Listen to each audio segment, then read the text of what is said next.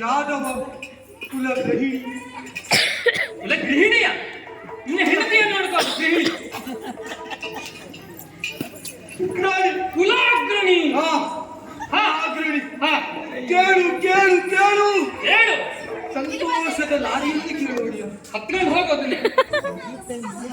ಸಂತೋಷದ ಲಹರಿಯಲ್ಲಿ ಕೇಳು. ಹೊಡಿಯ ನಿಮ್ಮ ಅಪ್ಪಣೆಯಂತೆ ನಾನು ಆಸ್ತಿ ಪೂರ್ತಿ ಕಳ್ಕೊಂಡ್ಯಾ? ಸ್ವಲ್ಪ ಇದೆಯಾ? ಆಸ್ತಿ ಹೊಡಿಯ. ಓ ತಿರುಪತಿ. ಕರಿಪುರ. ಅಲ್ಲಿಯ ವಸ್ತ್ರ ಮಾರಾಟಗಾರರ ಅಧಿಕಾರಿ. ವಸ್ತ್ರ ಮಾರಾಟ ಮಾಡು ಹೋಗನಿ. ವಸ್ತ್ರ ಹೌದು ಒಡಿಯ. ಕಿರುಕುಳೇಶ್ವರ. ಕಿರುಕುಳ ನೀನು ಇಷ್ಟದು. ಗುರುಕುಲೇಶ್ವರ. ಸಮವಸ್ತ್ರ ಸಮೇತವಾಗಿ ಎಲ್ಲರಿಗೂ ಒಂದೇ ತರ ವಸ್ತುವ ಅದ ಬೇರೆ ಏನಾದ್ರು ಉಂಟಾ? ಸಮವಸ್ತ್ರ ಒಡಿಯ. ಸಮಸ್ತ ದಿಬ್ಬಣ ಸಮೇತರಾಗಿ ದಬ್ಬಣ ತಗೊಂಡು ಇನ್ನೂ ವರ್ಷದ ಅಡಿಕೆನ ಕೊಡ್ಲಿಲ್ವ ಇನ್ನು? ವಿಚಾರ ಬಂತು ಒಡಿ. ಆಸ್ತಿ ನಾಸ್ತಿ ನಮ್ಗೆ ಮತ್ತೆ ದಬ್ಬಣ ತಗೊಂಡು ಬಂದಂತ ಏನು ಕತೆ? ಏನಾಗಿರ್ಬಹುದು ನಾನು ವಿಚಾರ ಮಾಡಿದೆ ಒಡಿ. ಯಾಕೆ ಇವ್ರು ಬಂದ್ರು ಅಂತ. ಮನೆ ಬಾಗಿಲಿಗೆ ಬಂದಿರುತ್ತದೆ. ಆಗುದಿಲ್ಲ. ಅದು ಶಿಷ್ಟಾಚಾರ. ಹೌದು. ಆದ್ರೆ ಕೆಲವು ವಿಷಯ ಗೊತ್ತಾಗ್ಬೇಕಲ್ಲ. ಹೌದು. ಅದಕ್ಕಾಗಿ ಕೇಳಿದೆ. ನೀವು ಇವತ್ತು ಇಲ್ಲಿಗೆ ಅಂದೆ. ಏನು? ನೀವು ಇವತ್ತು ಇಲ್ಲಿಗೆ ಅಂದ್ರೆ ಯಾಕೆ ಬಂದಿದ್ದೀರಿ ಅಂತ ಕೇಳಿ ಅವರೇನಂದರು? ಈ ದಿನ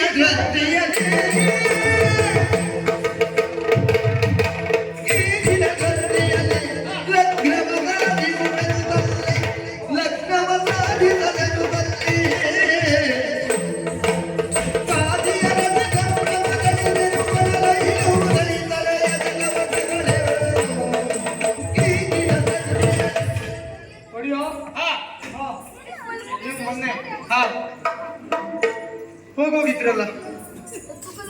ನೀನ್ ಇಷ್ಟೊತ್ತಿಗೆ ಹೋದ್ರೆ ಒಳ್ಳೇದಿತ್ತು ಅಂತ ಅನಿಸ್ತಾ ಉಂಟಲ್ಲ. ಅಲ್ಲ ನೀವು ಮೊನ್ನೆ ಹೋಗಿದ್ರಲ್ಲ. ಎಲ್ಲಿಗೆ? ನೀವು ಆ ಕಿರುಕುಳೇಶ್ವರ ಹತ್ರ ಗುರುಕುಲೇಶ್ವರ ಸ್ಥಾನ ಹಸ್ತಿನಾವತಿಗೆ ಹೋಗಿದ್ರಲ್ಲ.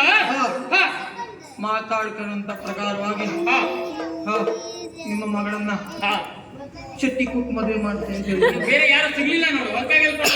ನನಗೆ ತಗೋತು ಏನಂದ್ರೆ ನಿಮ್ಮ ಮಗಳದೇ ಶೆಟ್ಟಿ ಕೂತ್ ಅಲ್ವಾ? ಷಷ್ಠಿಗೆ. ಷಷ್ಠಿ ಹೌದು. ಮುಹೂರ್ತ. ಒಡಿಯ ಒಂದೆರಡಲ್ಲ ಒಡಿಯ. ದಿಬ್ಬಣ ಎಷ್ಟು ಜನ ಇದ್ದಾರೆ? ಲಕ್ಷ ಸಂಖ್ಯೆಯಲ್ಲಿ. ಹೌದೇ? 50-60 ಜನ ಇರ್ತಾರೆ. 50-60 ಲಕ್ಷ ಆಗ್ತದೇನ? ಲಕ್ಷದ ಮೇಲೆ. ಮತ್ತೆ ಯಾರೆಲ್ಲ ಬಂದಿದ್ದಾರೆ? ಒಂದೆರಡಲ್ಲ ಒಡಿಯ.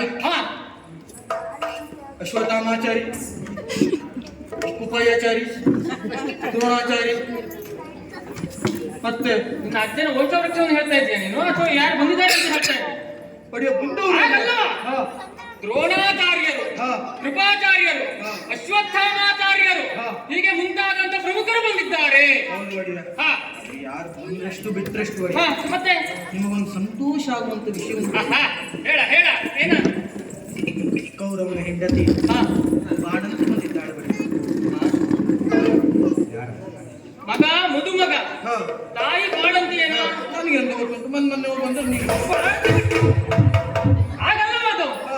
ಕೌರವನ ಹೆಂಡತಿ ಭಾನುಮತಿ ಬಂದಿದ್ದಾಳೆ. ಹಾ ಹಾ ಅಡಿಯ ಹಾ ಇವತ್ತು ಹಾ ದಿಬ್ಬಣ ಸಮೇತರಾಗಿ ಬಂದು ಹಾ ಕೇಳಿದ್ದಾರೆ ಒಡೆಯ. ಹಾ ಯಾವಾಗ ಮದುವೆ ದಿಬ್ಬಣ ತಗೊಂಡು ಬಂದಿದ್ದಾರೆ ಒಡೆಯ. ಹಾ ಹಾ ಮದುವೆ ಮಾಡಿಕೊಡ್ಬೇಕಂತೆ ಹಾ, ನಾವು. ಆ ವಿಷಯವನ್ನು ಹೇಳಲಿಕ್ಕೆ ಒಡೆಯ.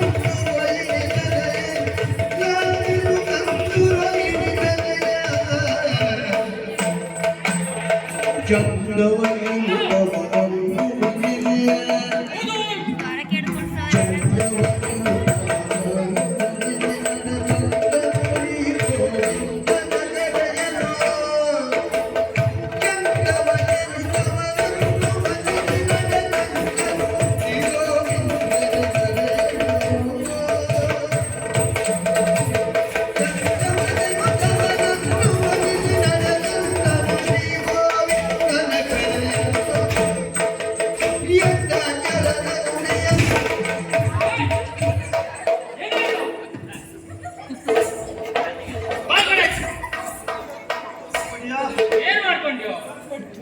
ಅನುಮಾನ ಒಡೆಯ. ಹಾ ಅಷ್ಟು ದೊಡ್ಡ ಆಯುಧವನ್ನ ಹಾ ನೀವು ಹೇಗೆ ಸಲೀಸಾಗಿ ಹೆಗಲ ಮೇಲೆ ಹಾಕೊಳ್ತೀರಿ ಒಡೆಯ. ಹಾಗೆ ಹೇಳುವುದು. ಅವರವರ ವಸ್ತು ಅವರವರಿಗೆ ಯಾವತ್ತಿದ್ರೂ ಭಾರವಲ್ಲ. ನನಗೆ ಈಗ ಗೊತ್ತಾಯ್ತು ಒಡೆಯ. ಹೇಗೆ ತೋರಿಸ್ತಾನೆ ನೋಡು.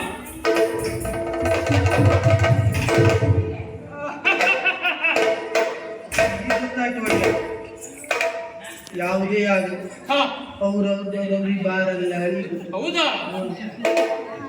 ಏನಂದ್ರೆ ಷಷ್ಠಿ ಮುಹೂರ್ತಕ್ಕೆ ನನ್ನ ಮಗಳಾದಂತ ಕನಕಾಂಗಿಯನ್ನು ಹಾ. ಕೊಟ್ಟ ಗೌರವೇಶ್ವರನ ಮಗನಿಗೆ ಮದುವೆ ಮಾಡಬೇಕಂತೆ ಹೌದು. ದಿಬ್ಬಣ ಸಮೇತರಾಗಿ ಬಂದಿದ್ದಾರಂತೆ. ಹೊರಡೋಣವಾ ದಿಬ್ಬಣವನ್ನು ಎದುರುಗೊಳ್ಳುವುದಕ್ಕೆ? ಸರಿ ಆಗ್ತಾರೆ. ನಾವು ಮರ್ಯಾದಿಸುತ್ತವರೇ ಹೇಳ ಹಾಗಲ್ಲ ಅದು. ನಾವಿಬ್ಬರೇ ಹೊರಡುವುದಕ್ಕೆ ಆಗುವುದಿಲ್ಲ. ಯಾಕೆಂದ್ರೆ ಅವರು ಲಕ್ಷೋಪಲಕ್ಷದಲ್ಲಿ ದಿಬ್ಬಣಿಗರು ಬಂದಿದ್ದಾರೆ. ನಾವು ಹೀಗೆ ಹೋಗುದಾ? ಇಲ್ಲ. ಹಾಗಾಗಿ ಹೀಗೆ ಆಗಬೇಕಾ? ಯಾಕೆ ಹಿಂದೊಮ್ಮೆ ಸುಭದ್ರಾ ಕಲ್ಯಾಣ ಪ್ರಸಂಗ ನೆನಪು ಮಾಡಿಕೊ. ಗಡ್ಡೆ ಕಟ್ಕ ಬಂದವ್ರೆ. ಹಾ ಬಾತಿಗೆ ಕಟ್ಕ ಬಂದವ್ರೆ. ಗಡ್ಡೆ ಕಟ್ಬೇಕು. ಗಡ್ಡೆ ಕಟ್ಟಿಕೊಂಡು ಬಂದವ ಯಾರು? ಅರ್ಜುನ ಒಡೆಯ. ವಾಸಿನ ಕಟ್ಟಿಕೊಂಡು ಬಂದವ ಯಾರು? ಸುಯೋಧನ ಒಡೆಯ. ಹಾ ಅದೇ ಒಂದು ಸೇಡಿನ ಪರಿವರ್ತನೆಗಾಗಿ ಹಾ. ಇಂದು ನನ್ನ ಮಗಳನ್ನು ಕೊಟ್ಟು ದುರ್ಯೋಧನ ಮಗನಿಗೆ ಮದುವೆಯನ್ನು ನಿಶ್ಚಯಿಸಿದ್ದೇನೆ. ಎರಡು ಮುಹೂರ್ತವನ್ನು ಇಟ್ಟಿದ್ದೇನೆ. ಒಂದು ಷಷ್ಠಿಯ ಮುಹೂರ್ತ, ಇನ್ನೊಂದು ದಶಮಿಯ ಮುಹೂರ್ತ. ಒಂದರಲ್ಲಿ ಆಗದೆ ಇದ್ರೆ ಮತ್ತೊಂದರಲ್ಲೂ ಆಗದೆ ಇರಲಿ. ಹಾಗಲ್ಲ ಅದು. ಒಂದು ಮುಹೂರ್ತದಲ್ಲಿ ಏನಾದರೂ ಒಂದು ಅನಾನುಕೂಲವಾದ್ರೆ ಇನ್ನೊಂದು ಮುಹೂರ್ತದಲ್ಲಿ ಮಾಡಿಯೇ ತೀರುತ್ತೇನೆ. ಹೌದಾ ಒಡೆಯ? ಹೌದು. ಹಾಗೆ ಇಬ್ಬರೇ ಹೋಗುವುದು. ನೀವು ಬಿಡಿ ದೊಡ್ಡ ಜನ. ಹಾ ಏನು ಮಾಡ್ತೀರಿ? ಹಾಗೆ ನಾವಿಬ್ಬರೇ ಹೋಗುವುದು. ಅಲ್ಲವಲ್ಲ ಅವನ ಕರೆ ಯಾರನ್ನ ಒಡೆಯ? ಓ ಇವನ ಅವನ ಅವ ಆವಾಗಲೇ ಎದ್ದು ಅಂತ ಒಡೆಯ. ಕರಿಯೇನ ಹೋಗ್ತಮ್ಮ. ಬಾಯಿ ಕಡೆ ಅಂದ್ರೆ ನನ್ನನ್ನು ಕುಪ್ಪಂಗ ಅಂದ್ಯಾ ನೀನು? ಒಡೆಯ ನನಗೆ ಅಂತ ಗೊತ್ತುಂಟು ಒಡೆಯ. ಹಾಗಲ್ಲವಾ? ಅವ ಕೃಷ್ಣ. ಓ ಕೃಷ್ಣ. ಹೌದು. ನಮಸ್ಕಾರ. ಏನಾಯ್ತಾ? ಕೆಲಸ ಬಿಡಿ ಅಂತ ಹೇಳಿ ಹಾ ಬಿಟ್ಟು ಬಿಡ್ತೇವೆ ಒಡೆಯ. ಹಾ ಆದ್ರೆ ಅದೊಂದು ಕೆಲಸ ಮಾಡ್ಲಿಕ್ಕೆ ಆಗುದಿಲ್ಲ. ಯಾಕೆ? ನೀವು ಆದ್ರೆ ಹಾ ಹೆಚ್ಚು ಕಡಿಮೆ ನಿಮ್ಮ ಮನೆ ಹೆಂಡತಿ ಗುಡುಕೆ ಇರ್ತೀರಿ ನೀವು. ಅಂದ್ರೆ ನನಗೆ ತುಂಬಾ ಜನ ಹೆಂಡತಿರಿದ್ದಾರೆ ಅಂತ ಅರ್ಥವೇನಾ?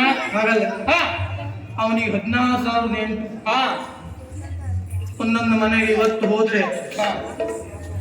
ನಾನು ಬರೋದು ಮುಂದಿನ ವರ್ಷವೇ ಹೊಡೆಯುತ್ತೆ. ಹಾಗಲ್ಲವ, ಹಾ. ಅದಕ್ಕೋಸ್ಕರವಾಗಿ ಅವರ ಹೆಂಡತಿಯರೆಲ್ಲರಿಗೂ ಒಂದು ಕೇರಿಯನ್ನೇ ಬಿಟ್ಟು ಕೊಟ್ಟಿದ್ದೇನೆ. ಹಾ. ಕೇರಿಯ ಮಧ್ಯದಲ್ಲಿ ನಿಂತುಕೊಂಡು ಕೃಷ್ಣ ಎಂದು ಕರೆ ಮಾಡು. ಹಾ